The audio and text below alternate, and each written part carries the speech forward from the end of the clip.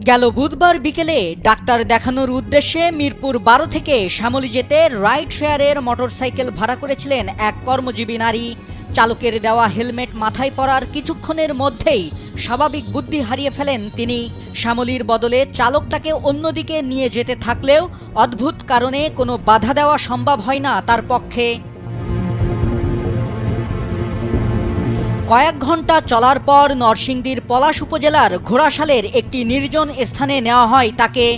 এ সময় ফ্যালফ্যাল দৃষ্টিতে চেয়ে থাকা ছাড়া ওই নারীর কোনো শক্তিই ছিল না। নির্জন স্থানে ওই নারীকে প্রথমে ধর্ষণ করার পর ইচ্ছামতো দৃশ্য ও বক্তব্যের ভিডিও ধারণ করে মোটরসাইকেল চালক শাহপরান।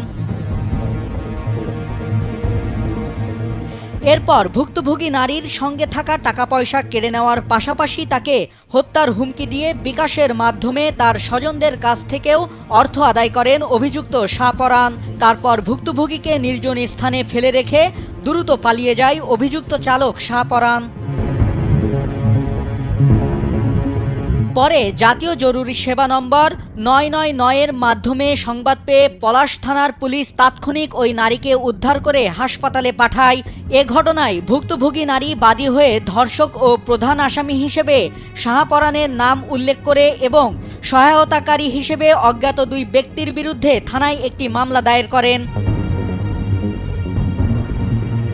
এরপর মামলার ৪৮ ঘন্টা না পেরোতেই ৩১ মে মধ্যরাতে ঢাকার কেরানীগঞ্জ থেকে অভিযুক্ত শাহপরানকে গ্রেপ্তার করে পলাশ থানা পুলিশ। রোববার নরসিংদীর জুডিশিয়াল ম্যাজিস্ট্রেট মেশকাত ইসলামের আদালতে হাজির করা হলে ওই নারীকে ধর্ষণের কথা স্বীকার করে ১৬৪ ধারায় জবানবন্দি দেন অভিযুক্ত।